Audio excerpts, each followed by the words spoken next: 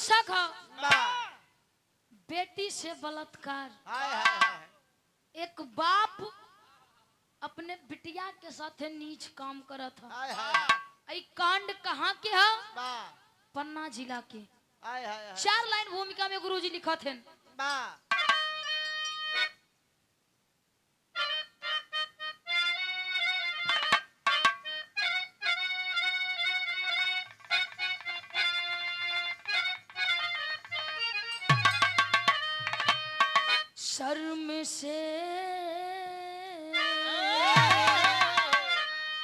शर्म से मैं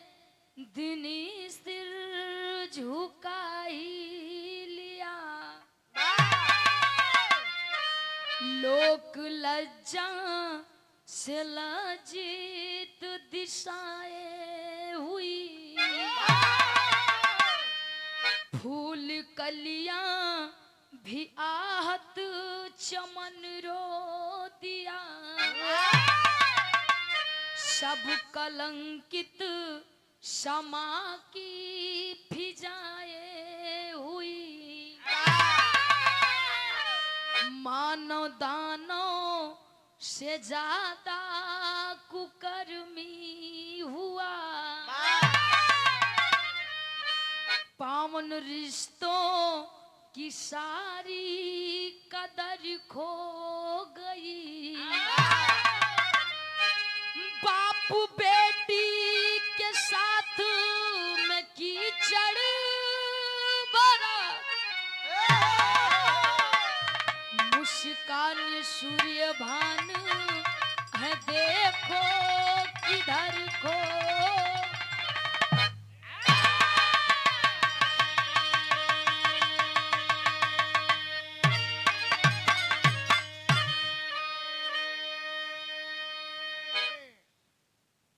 कलयुग में रोज एक से कांड होत बा। अरे वाह भैया, उधर से भैया बतोबे बहन नीला ड्रम वाला, अरे वाह, मुस्कान मेरठ वाला हत्याकांड। हाँ भैया, जोन ब्याह शादी भरा बिटियो रही, वाह, दूसरे प्यार में फंस के पति को मार के नीले ड्रम में 2 बोरा सीमेंट ड्रग पैक कर दी,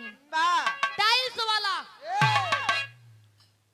अपने पति को मार के टाइल्स के नीचे गड़वा दी, क्यों सूटकेस में भरवा दी। अबे हलिये में एकदम ताजा कांड हमरे सुल्तानपुर में भवा। अरे वाह भैया, हाँ, पति के बाजारे भेजिन शाम की 6 बजे, प्रेमी से मरवाए दी, बिटिया हमारे बराबर रही। अरे वाह, जोन कम उम्र के हैं 22, 23, 24, 25 साल वाले, वो तो कम करता है। जोन 30, 35 साल वाले हैं भैया कुमार वाले वो ज्यादा करत हैं। हर जगह सुने के मिलत बिया है भवा रहा। अरे वाह, चौथेपन में मोहब्बत जागत, चौथेपन में भैया रोज एक से एक कांड होत बा। अरे वाह, सब कांड तो काका ठीक रहा, लेकिन आज जोन आप लोग के बीच में हम सुनावे जाते ही आप लोग के सुन के कलेजा दहल जाई कि का ऐसन कांड हो सकत हो। एक बाप अपने बिटिया के साथ एक गंदा काम करत, बिरहा में गजल के भाव लगता भैया।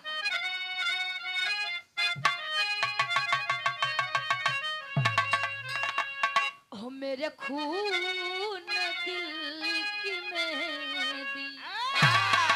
हो मेरे खून दिल की मेहंदी, हाथों में ना लगाना मेरे खून।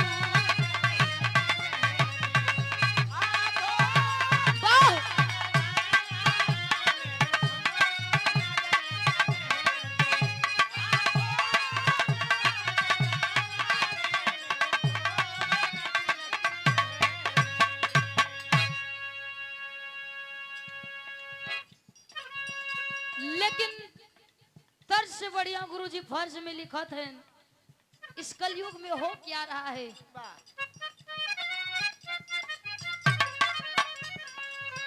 चहुओर है निराश, चहुओर है निराशा, कैसा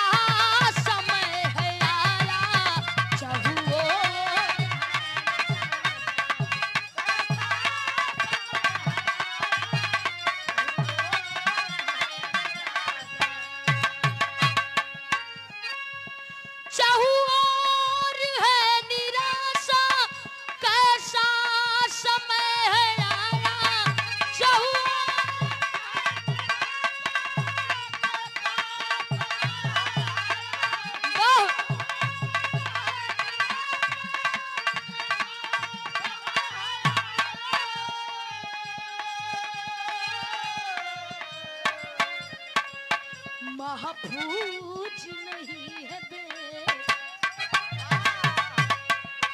महफूज नहीं है देश, अपना अपना पराया महफूज।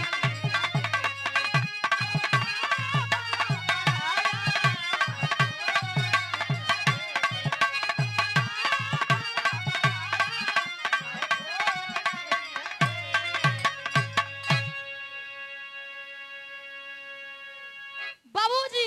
महतारी बाप पहले इस सोच के डरात रहन कि अगर हम अपन बिटिया बाहर पढ़े लिखे भेजब, नौकरी करे बजे भेजब, तो लोग हमरे ऊपर हंसी हैं। जवान बिटिया बाहर जात बा, मन में डर बा, लेकिन अगर वो है बाप घरे के अंदर अपने बिटिया के साथ गंदा काम करी, तब बहन बिटिया कैसे सुरक्षित रही हैं। नजम के भाव लगा था भैया।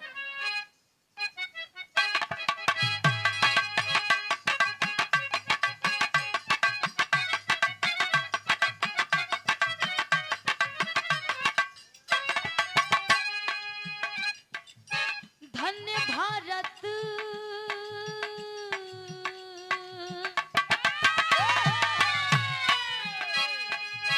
धन्य भारत भूमि यहाँ अवतार हुआ,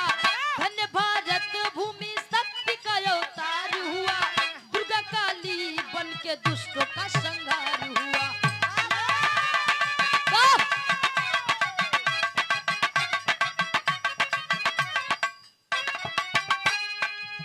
नारी शक्ति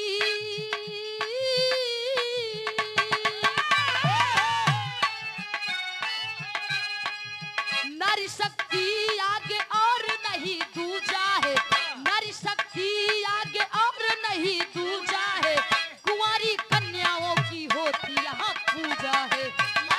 वाह!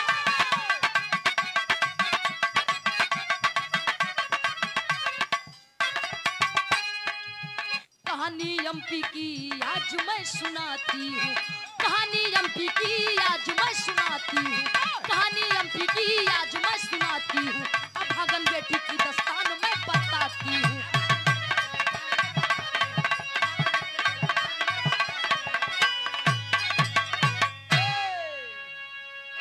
बाबूजी नारी शक्ति आगे और नहीं दूजा है, कुंवारी कन्याओं की होती यहाँ पूजा है। धन्य है हमारी भारत भूमि। अब ये नवरात्रि आ रहा 9 दिन माई दुर्गा के पूजा हुआ, और 9वें दिन जे कलश रखा था पूजा करा था, कन्या खियावत है, कन्याओं की पूजा होती है। बाबूजी 9 दिन खूब माई के पूजी हैं, हाँ? लेकिन 10वें दिन फिर से वही अत्याचार शुरू हो जाता है बहन बेटियों पे। अगर बहन बिटिया बाहर जाते हैं लोग गंदा नजर से देखत हैं, कमेंट करत हैं, लेकिन कमेंट करे से पहले एक ना सोचिए केहू बहन बिटिया या हमरे घरे में हमार बहन बिटिया बा, लेकिन दूसरे के ऊपर कीचल उछाले में लोगन के बड़ा मजा आवत है। दूसरे के बहन बिटिया कहा रास्ता में जहिए नंदू चाचा का कहत हैं तू ए हाँ वही कंठी झूलत बहन के लड़की जात बा रोड पे देखा थे 4 लोंगाड़ा खड़ा है, लगी है उल्टा सीधा बोले हाँ राम राम राम राम। लेकिन अगर अपन बहन जात बा, अगर कोनो लड़की अगर लखताऊ है तो जाए तुरंत मार पीट शुरू कर दी है। तारे तना हिम्मत हमरे बहन देख देखबे सारे मम्मी की अपन बहन बहन है, दूसरे की बहन नहीं। अपन इज्जत इज्जत है, दूसरे की इज्जत नहीं। क्या बात है भैया आप लोग के बीच में जोन कहानी सुनावे जाती एमपी के कहानी अब पन्ना जिला के हमरे बिरहा में तर्ज लगा था भैया। कौन सा?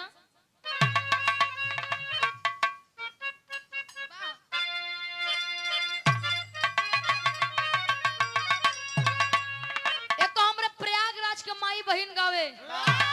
बड़ा लहाई के कैसे तब भाई हम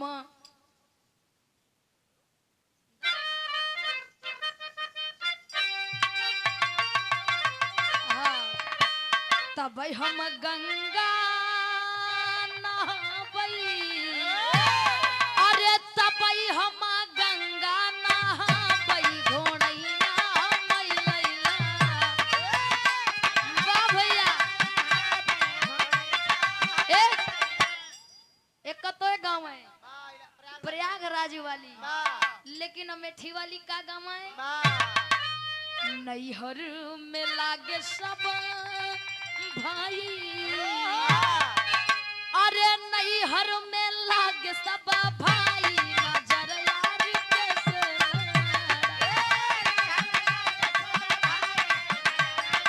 वाह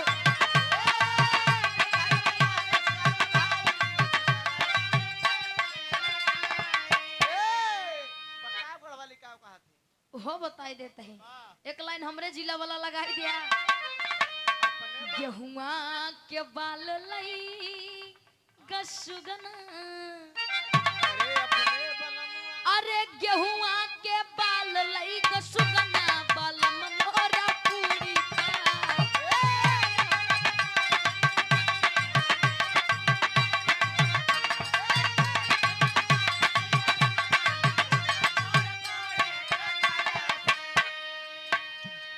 लेकिन ई के भाव में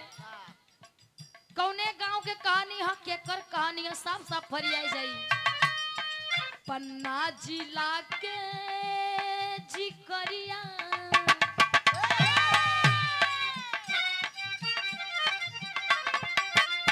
अरे पन्ना जिला के जिकरिया खबरिया पेपर में भइला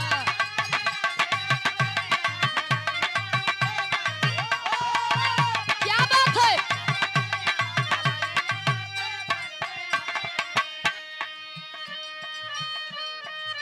पन्ना जिला का जिकरिया खबरिया पेपर में फैलल लेकिन कौन सा गांव रहा भैया पहला पवई तहसील मुड़ावारी बगौआ पवई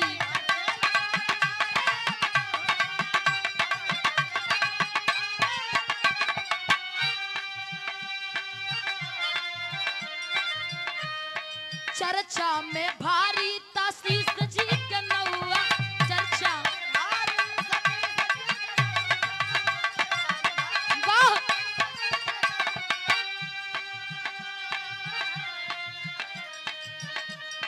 भाजपा के नेता गुण करिया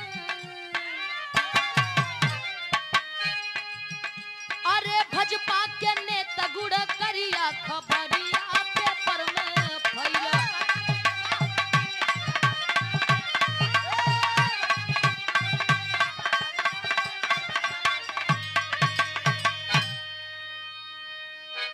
पवई तहसील मुड़वारी गांव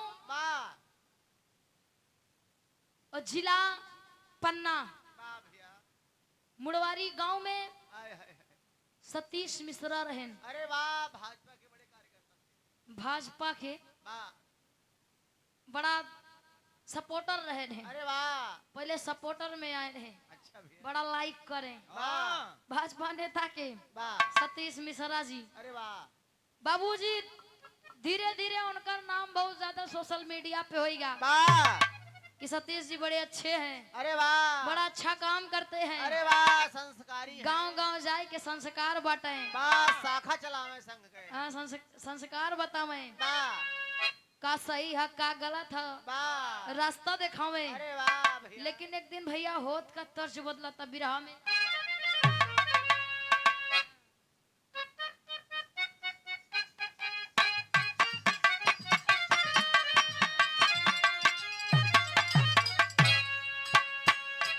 कौनो दुल्हा अपने दुल्हैया के डांटत बा अरे वाह कहे जब से तोके ई टच वाला मोबाइल लाइक दई दिन अरे वाह भैया उधर से सोलंकी भैया बताउए बहन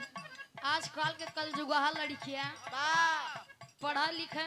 हाँ चलन ना जल्दी होती है सरकावत हम पहले हाँ गांठी भोले चलत है वाह खड़ा हो एक सहूर नहीं बा मम्मी मम्मी लेकिन तनिको रोवत है मम्मी मम्मी तातून देता हाँ पप्पी थेला लड़कियन की आदत खराब हो गई और लड़किया रोवत में तुरंत मातारी उठा के दई दे वाह कहे अगर मोबाइल ना दे तो काम करई ना दे अरे वाह उधर लड़किया के मोबाइल दई दी लड़किया अपन झूठा बट्टा छे वाह चले नहीं पहले सरकावे पहले पहले सीखा था वाह वैसे वो दुल्हा अपने दुल्हैया के डांटत बा कहे तार काम में ध्यान नहीं लागत बा खाना बनावत हो सब्जी चढ़ाई दो वाह और लगी है मोबाइल में टिपिर टिपिर करे वाह देखो सब्जी जरत बा अरे वाह धराता डांटे कहे भैया आवा पबजी खेले में सब्जी जरवलू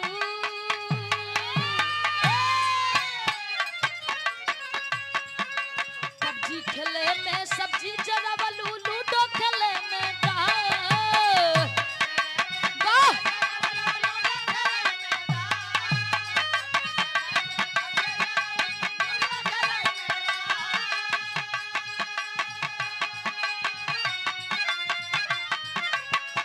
खेले में सब्जी जरवलू लूडो खेले में दाल रोटिया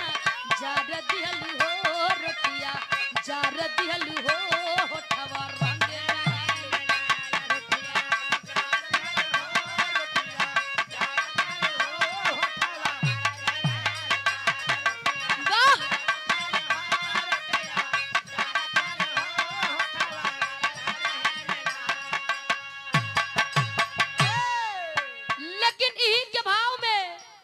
सतीश मिश्रा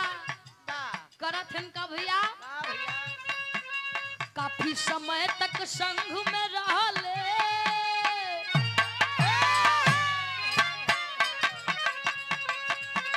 काफी समय तक संघ में रहले कैले बढ़िया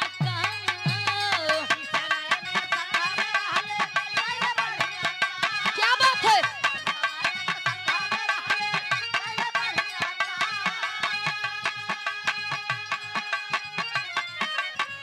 समय तक संघ में रहल कैले बढ़िया काम भजपा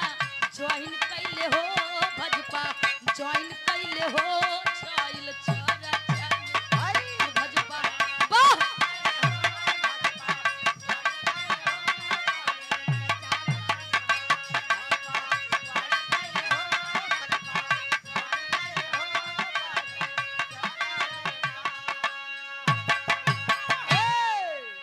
बाबूजी भाजपा के नेता हो गए बड़ा गांव गांव जाए के संस्कार दे सबके ज्ञान बांटे सतीश मिश्रा के बियाह भवा दुल्हीन आए अरे वाह और धीरे धीरे समय बीतत छोट की बिटिया के जन्म हो बिटिया के नाम बड़ा बढ़िया रखागा अरे वाह भैया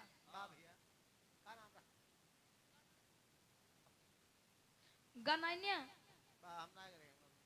बाबूजी बिटिया के गोद में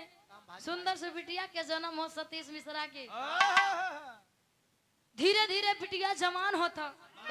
अब बिटिया के नाम बड़ा प्यारा रखा थे अरे वाह सची वाह सची बिटिया धीरे धीरे बड़ी हो जवान होता अरे वाह जब 16-17 उम्र के होए लगा था वाह भैया तो देखा सतीश मिश्रा नियत अपने बिटिया सची के ऊपर गंदा नजर डाले लगा हाय हाय हाय गंदे नजर से देखे वाह लेकिन बाबूजी होत कहीं से बिरहा में तर्ज बदलाता आवा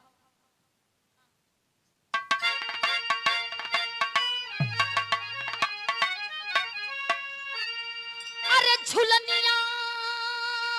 कई गुजवा अरे झुलनिया कई गुजवा टूटल है राजा सनिया से गड़िया छूटल है राजा सनिया वाह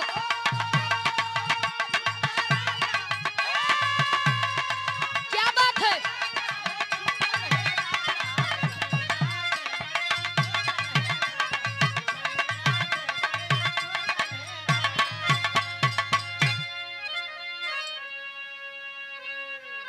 लेकिन बाबूजी यही के भाव में सतीश मिश्रा कराथन का बिटिया के साथ अरे सुबह शाम मौका के अरे सुबह शाम मौका को ताड़ई रे पापी करी ना वहाँ पे आंख गाड़र रे पापी, करी ना वहाँ वाह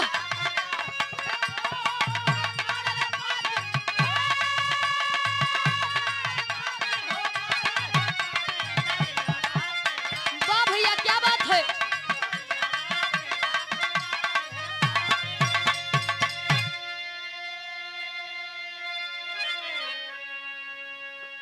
सुबह शाम मौका के ताड़े रे पापी, करीनवा पे आंख गाड़ल रे पापी। आप आदरणीय परम सम्मानित आप श्री योगेंद्र यादव, आप परम सम्मानित श्री वशिष्ठ यादव, आप परम सम्मानित श्री दरोगा यादव, आप परम सम्मानित श्री नागेंद्र यादव, अरे वाह आप परम सम्मानित नरेंद्र यादव भैया, पूरे परिवार की तरफ से 501 रुपए का महान आशीर्वाद। सब भैयन के एक स्वर में नमस्ते प्रणाम स्वीकार हो। अरे वाह बाबूजी सुबह शाम सतीश मिश्रा अपने सची बिटिया के ऊपर गंदा नजर डालत हैं कि कब मौका मिल जाए, मौका पाए कि अपने बिटिया के साथ हम फायदा उठा ली। लेकिन बाबूजी एक दिन घटना घटत का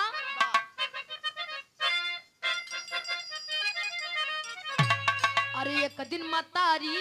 जब की गईली नहीं हरवा,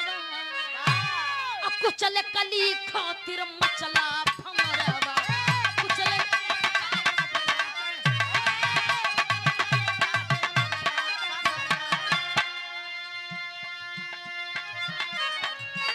भरी बहिया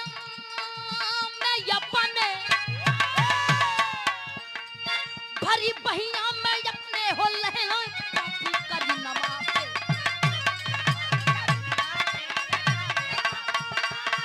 क्या बात है।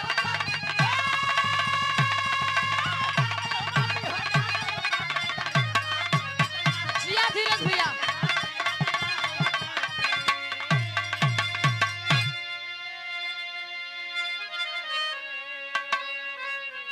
एक दिन मतारी जबकि गोइली नहीं हरवा, अब कुचले कली खातिर मचलल भमरवा। बाबूजी एक दिन मतारी सतीश मिश्रा के मेहरारू नहीं हरे चली गए और सची बिटिया घरे में अकेल बा। मौका के ढेर दिन से तड़ते रहा, सची बिटिया के अकेले में पाए के जब बाही में भरत बा। सची बिटिया कहे इतना दिन होइगा पापा ऐसा हमरे साथे नहीं करें, आज कैसे हमके अपने बाही में भरत हैं। सची कहे कहे पापा एक गुड टच होत एक बेड टच होत। गुड टच तो ठीक बा, हर बाप अपने लड़का के दुलारत प्यार करत है, लेकिन तारी गुड टच नहीं हमके बेड टच लगाता। तार नियत हमके सही नहीं लागत बा। बाबूजी सची बिटिया भी सोचत बा कि पापा हमके दुलारत हैं, ओके खराब लागत बा लेकिन कहे नहीं पावत बा।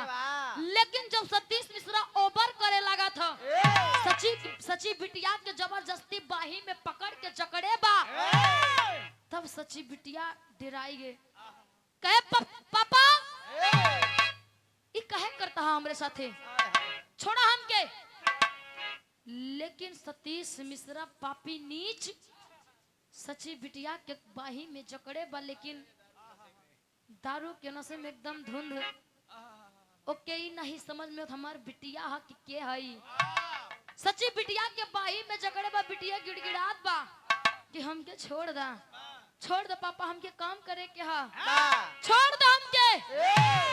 लेकिन छोड़त ना पापी होत का भैया बिरहा में तंज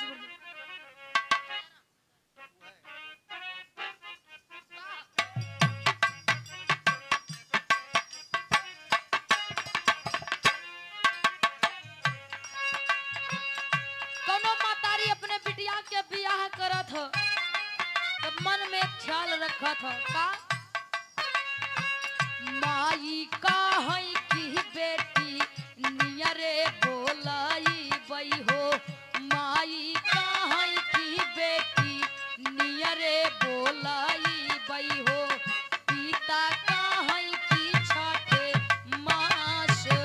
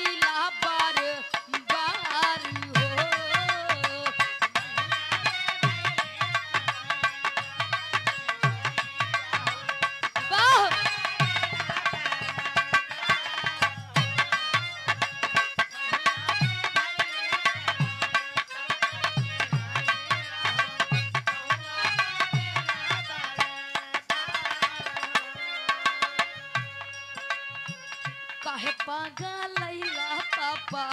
ममता भूलैला पापा काहे पागल लैला पापा ममता भूलैला पापा कर जानी देही आऊं धारी हो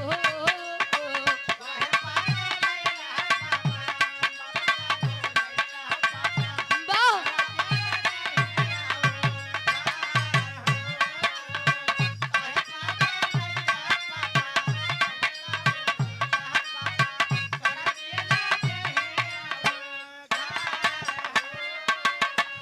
सच्ची बिटिया रो रही है कहे पापा कहे कि हमार कपड़ा उतारा था हम तार बिटिया हई हमरे साथ ऐसे जिन कर पापा सच्ची बिटिया रोवत बा हाथ जोड़ के गिड़गिड़ात बा सतीश मिश्रा के गोड़ पकड़ के रोवत बा पापा ऐसा काम ना करा लेकिन पापी नीच कसाई सतीश मिश्रा नशे के धुंध में बिटिया के पुकार नहीं सुनत बा करत का पापी तनिको दो हैया नहीं सोचे का सैया हो तनिको दो हैया नहीं सुन ले का सैया हो सिनवा पे भइले सवारी हो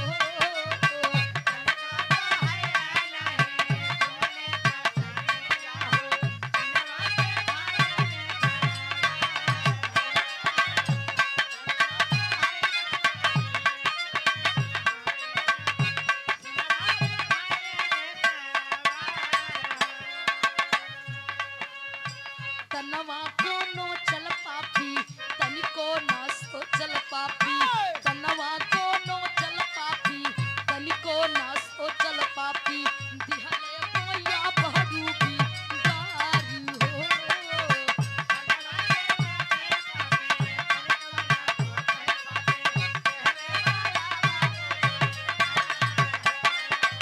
वाह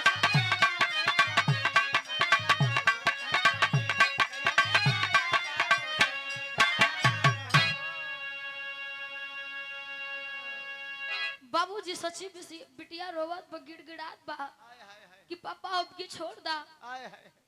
काहे कि हमरे साथे गलत काम करे चाहता मम्मी आज घरे नहीं है तू मौका पाई के अरे हम तार बिटिया हई कम से कम एक के तो सोचो तार बिटिया हई बिटिया के साथे गंदा काम करत है लोग बिटिया के देवी के रूप में पूजा करत हैं और आप आज हमारे साथ इतना गंदा काम काहे पापा काहे हमार कपड़ा उतारा था लेकिन सतीश मिश्रा नशे में धुंध पापी सच्ची बिटिया के साथ जबरदस्ती कर ले जबरदस्ती कह के सच्ची बिटिया की इज्जत लूट ली सच्ची बिटिया रोवत अपने मन में ख्याल लाइस कि अगर आज हम चुप हो जाब तो धीरे धीरे आने वाले समय में हर बाप अपने बिटिया के साथ ही नीच काम करी बिटिया अपने घरे में सेफ न रही आज हम अपने पिता सतीश के छोड़ा बना तेरी के भाव लगा था भैया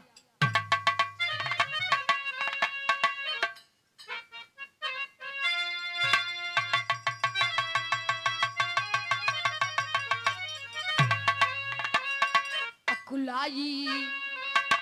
धरती अंबर रो दिया अरे अकुलाई धरती अंबर रो दिया किया है नीच पापी किया घिनौना काम यार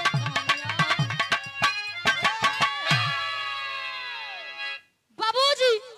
सच्ची बिटिया रोवत बकहे अब हम कहाँ जाई अकेल आज हम केहू के मुंह दिखावे के लायक नहीं बाटे मम्मी भी घरे नहीं बाटी ऐसे में हम कहाँ जाई कैसी मदद मांगी सच्ची बिटिया रोवत बस सोचत बा पापट के भाव लगा था भैया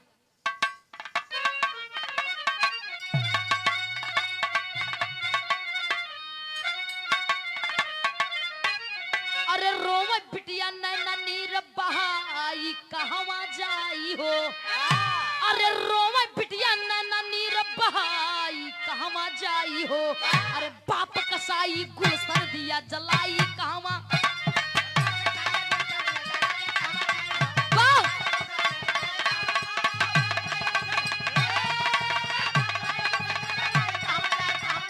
क्या बात है।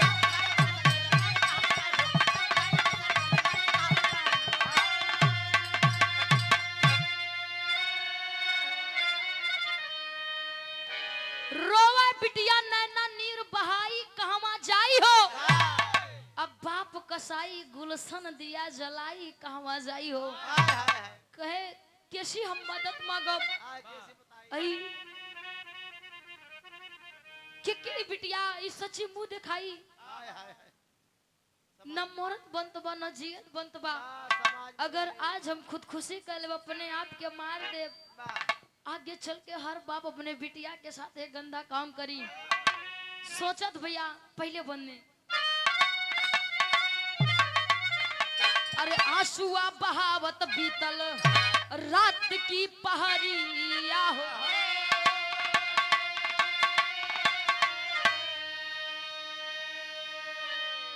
अम्मा नवा उदास धैली थाने की डहरिया हो। अरे राह में गुंडा पापी दिया लगाई कहवा जाई हो, अरे राह में गुंडा पापी दिया लगाई कहवा जाई हो। किसी तरह से थाने पहुंची जाई कहवा।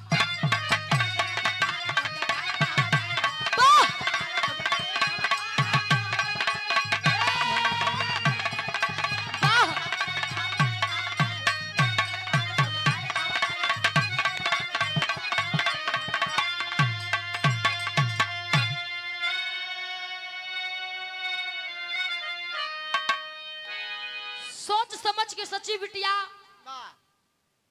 थाने पहुंचिए। जब बाबूजी घरे से थाने के लिए निकलत बा, अरे वाह, तो सतीश मिश्रा कही जात बा थाने में अगर रपट लिखवाए दी हमारे इज्जत के ऐसी तैसी हो जाई। समाज में इतना नाम बा हमार, लोग बड़ा मानत हैं सम्मान देते हैं। अगर ये थाने पहुंच के रपट लिखाए दी तो हमारा ऐसी तैसी लोग हमारे ऊपर थुकी हैं। बाबूजी अपने सच्ची बिटिया को मरवावे खातिर पीछे से गुंडा लगवाए देते हैं। सतीश मिश्रा सचिव के पीछे जब गुंडा भेजा था, सच्ची बिटिया थोड़ा दिमाग लगाए के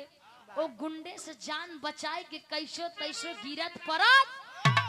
थाने जाए के पहुंच गए। जब थाने में पहुंचत भैया रिपोर्ट लिखावत बा कैसे आला के बा।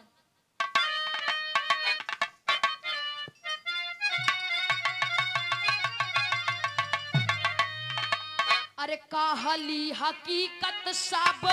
साहिब के समनमा ये भैया, कहली हकीकत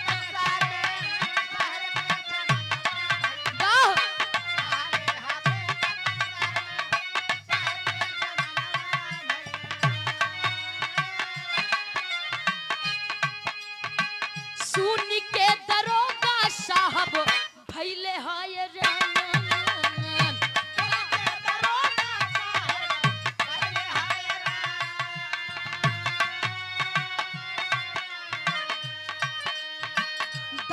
बल के साथे पहुंचल मिश्रा के भवन ये बाबू, दाल बल के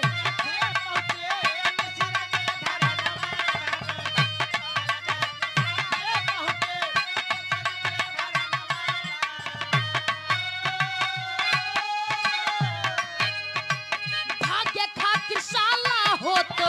रहे तैयार।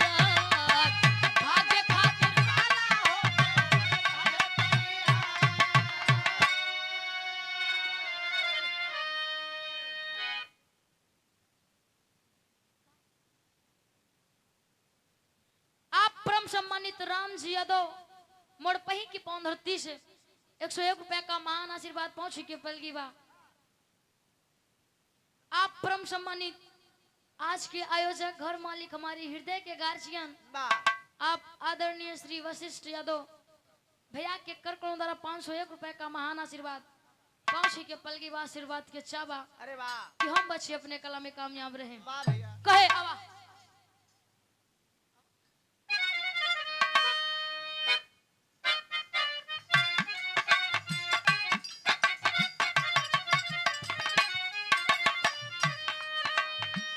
हाथे हाथ गाड़ी ताबा गाड़ी में बिठवले बाबू हाथ हाथ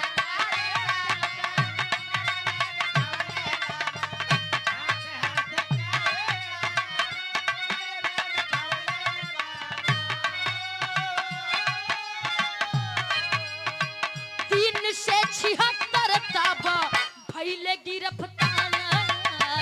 3 से 76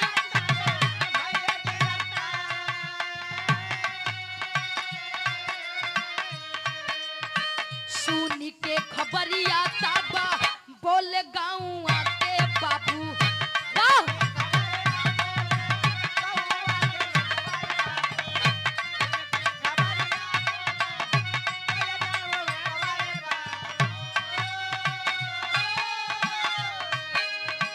दूसरे के सिखावत रहल धर्म संस्कार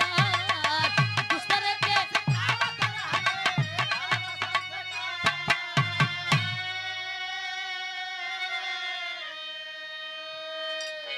बाबूजी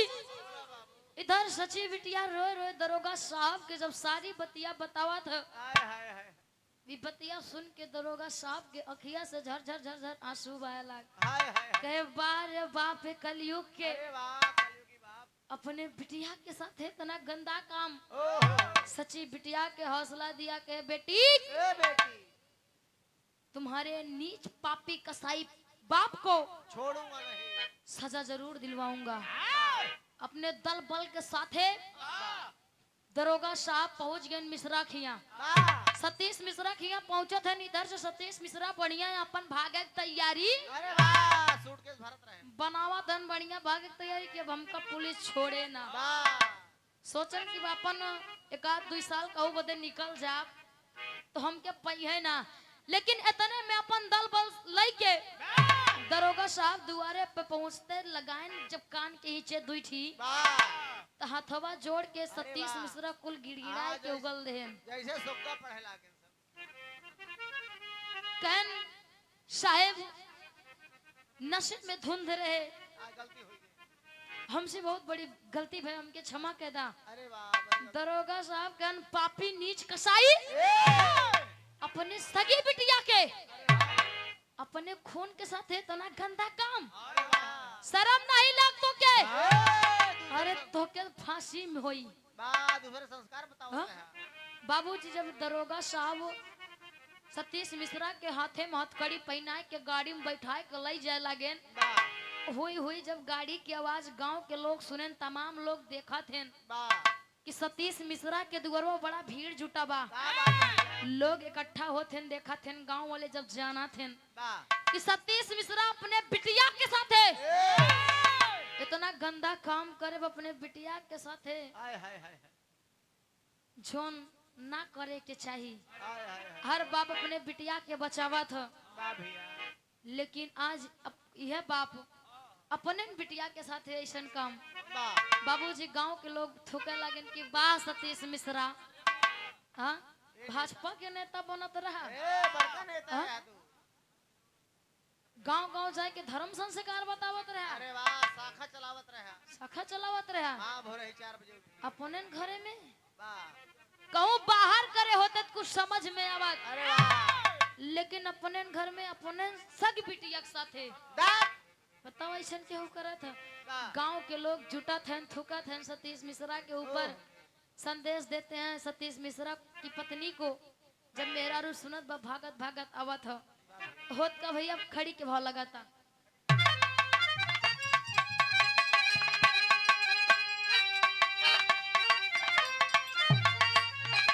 अरे जब बेटी के दामन में अरे कालिक तू लगैला नेताजी अरे जब बेटी के दामन में अरे कालिक तू लगैला नेताजी कैसे विश्व गुरु नेता तू कहैबा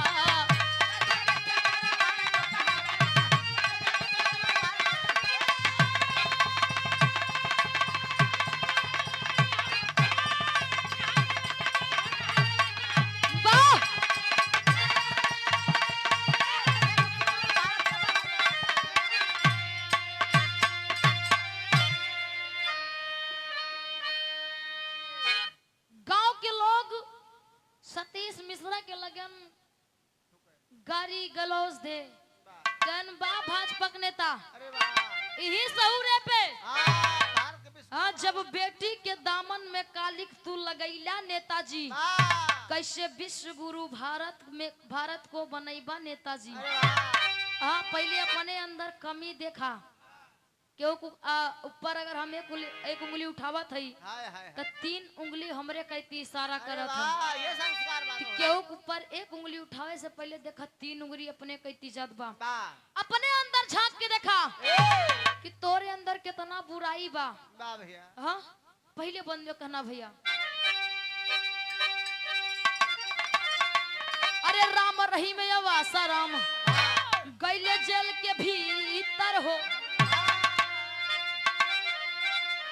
लेकिन कर्म घिनौना करके झेल रहे हैं अंदर हो आशा राम रहीम तमाम साधु बाबा बड़ा बड़ा ज्ञान बांटत रहे वाह सब जेल कोठरी के अंदर बैठे हैं आय? और तो आज सतीश मिश्रा तोरो पोथी पत्रा खुली नहीं गवा हाँ कहना भैया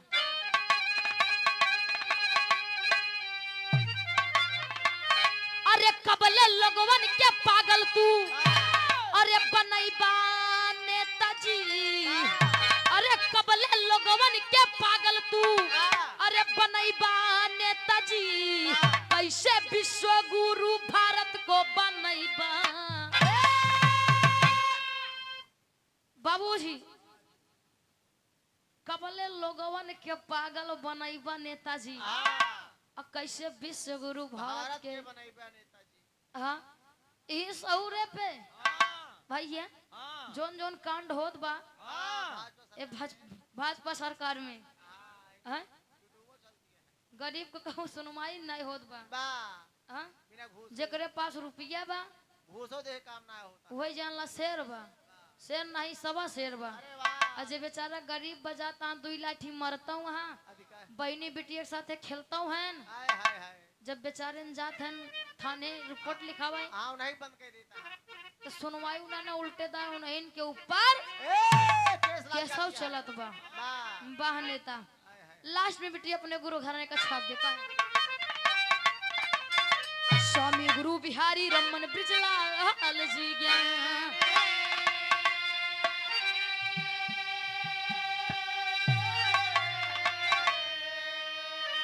अरे कभी जब प्रसाद के दहीने अरे दुर्गा जी महारानी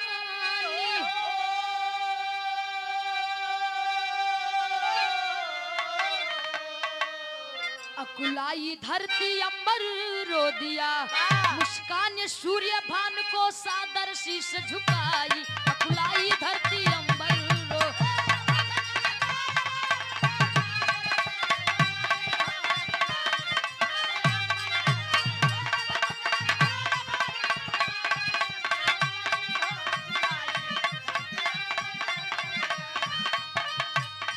मेरे देश की धरती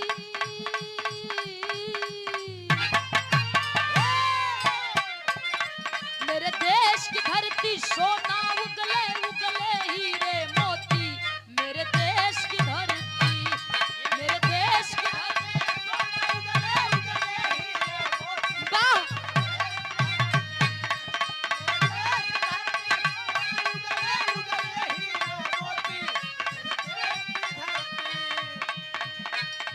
मेरे देश की लड़की पहन के वर्दी भइली पुलिस में भर्ती मेरे देश की लड़की मेरे देश की लड़की